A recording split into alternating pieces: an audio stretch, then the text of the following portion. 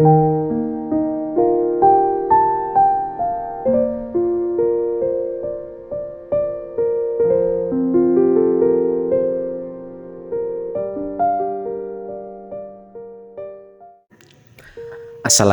sahabat, apa kabar? Semoga sehat selalu. Bersama saya, Noto Susanto, selamat datang di channel Bimbingan Konseling. Ketika kita mempunyai keinginan atau harapan, bahkan mungkin cita-cita, sudah menjadi hal yang pasti, kewajiban kita adalah usaha, ikhtiar untuk menggapai suatu harapan atau kebahagiaan yang kita inginkan. Dalam hal tersebut, usaha untuk menggapai suatu harapan terkadang kita butuh kerjasama dengan orang lain. Ya, menjalin kerjasama dengan orang lain. Dalam menjalin kerjasama, terkadang kita mengharap orang lain untuk bisa menjadi seperti apa yang kita inginkan. Namun kenapa setelah kita menjalin suatu kerjasama atau setelah kita berharap lebih kepada orang lain, baik masalah pekerjaan, jalinan kasih, atau mungkin persahabatan, terkadang atau bahkan mungkin sering yang namanya kecewa.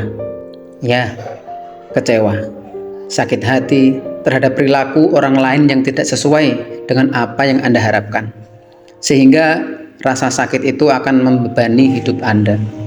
Setiap saat Anda mengingat orang yang mungkin menurut Anda tidak sesuai, Anda ingin marah, emosi, seolah-olah Andalah yang paling benar. Bahkan ketika sedang menjalani aktivitas, mungkin bertemu dengan orang yang Anda kecewa padanya, yang Anda benci selama ini. Suasana yang awalnya damai, tenang, santai, tiba-tiba suasana jadi berubah, mood jadi hilang. Rasanya ingin segera meninggalkan tempat tersebut. Bahkan mungkin Anda belum melihat orangnya, hanya melihat kendaraannya atau mungkin sepatunya saja. Anda berpikir, dia lagi. Kenapa saya harus bertemu dengannya? Mood Anda sudah hilang, sudah tidak bergairah, seolah ingin segera berpaling dan ingin meninggalkan tempat tersebut. Segitu besarkah Anda membenci orang lain hingga membebani hidup Anda? Segitu besarkah hidup Anda terganggu dengan kehadiran orang tersebut? Segitukah Anda membiarkan hidup Anda tidak nyaman hanya gara-gara kesalahan orang lain yang mungkin Anda tidak bisa memaafkannya? Tahukah Anda, ketika seseorang membenci orang lain, ibarat Anda menggenggam bara api yang ingin Anda lemparkan kepada orang lain, namun yang merasakan panas adalah tangan Anda sendiri. Dan orang lain tidak pernah merasakan tersiksanya perasaan seperti yang Anda rasakan, sedikit pun. Lalu, di titik ini, siapa yang salah dan siapa yang benar? Kita tidak perlu menilai siapa yang salah dan siapa yang benar. Kita hanya perlu memahami bahwa manusia itu tidak ada yang sempurna. Ya, tidak ada yang sempurna, termasuk Anda. Orang lain pun sama. Semua manusia pasti punya kekurangan dan pasti punya kesalahan, karena kesempurnaan hanyalah milik Allah. Selama Anda menuntut orang lain untuk sempurna dan menuntut orang lain selalu seperti apa yang Anda inginkan, Anda akan selalu terjebak dalam lubang kekecewaan, sakit hati, emosi, atau bahkan membuat Anda frustasi. Karena sampai kapanpun manusia tidak akan pernah sempurna. Anda tahu kenapa Anda masih merasakan sakit hati? Karena Anda belum memaafkan. Karena Anda terlalu berharap lebih terhadap manusia yang tidak sempurna.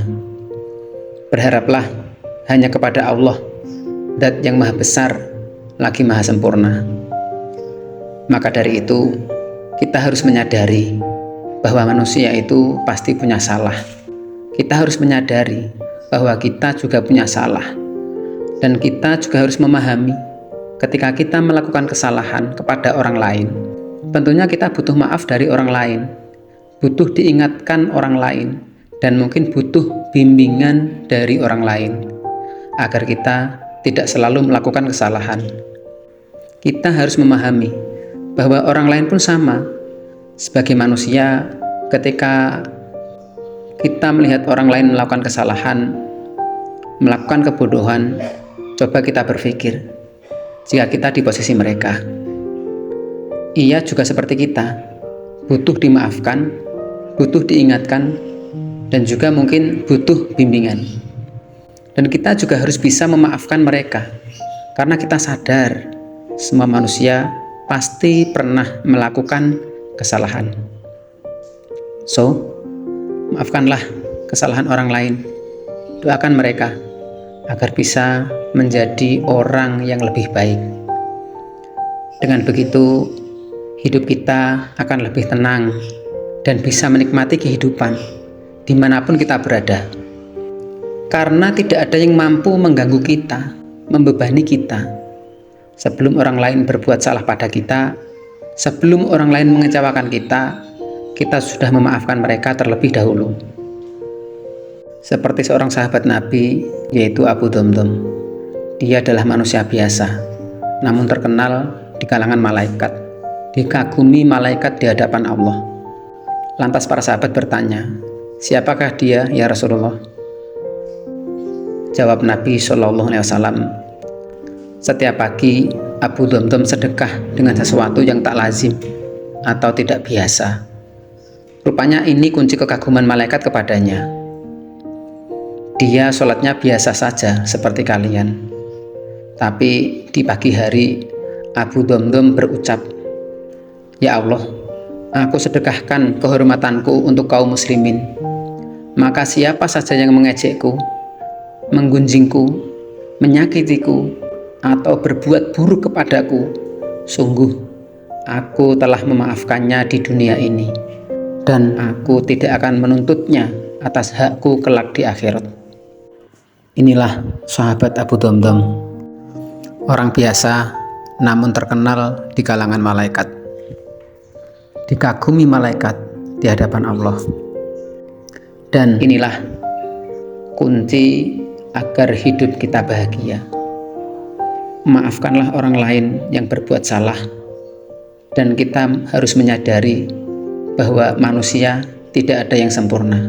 Ketika orang lain melakukan kesalahan, mungkin butuh arahan atau bimbingan dari orang lain, sehingga mereka tidak berbuat kesalahan atau kebodohan. Dengan begitu, tidak ada seorang pun yang mampu membebani hidup kita, sehingga kita bisa menikmati hidup tanpa ada beban atau perasaan yang mengganggu diri kita. Jangan biarkan hidup kita terganggu karena perbuatan orang lain yang kurang baik atau yang kurang bermanfaat.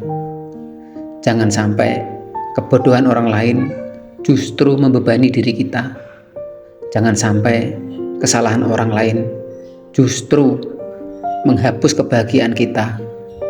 Dan jangan biarkan orang yang kurang bertanggung jawab membebani hidup kita, sehingga hidup kita bisa lebih ringan, lebih tenang, karena kita berhak bahagia. Jangan menggantungkan kebahagiaan kita kepada manusia, namun hanya berserahlah kepada Allah dan berharaplah hanya kepada Allah, mengingat manusia tidak ada yang sempurna. Semua pasti punya salah, dan semua manusia pasti punya kekurangan, karena kesempurnaan hanyalah milik Allah. Berharap kepada manusia mungkin akan kecewa, namun jika berharap kepada Allah pasti akan bahagia. Sekian, semoga Allah memberi manfaat dan barokah. Alhamdulillah, jazakumullahu khairan. Wassalamualaikum warahmatullahi wabarakatuh. Terima kasih.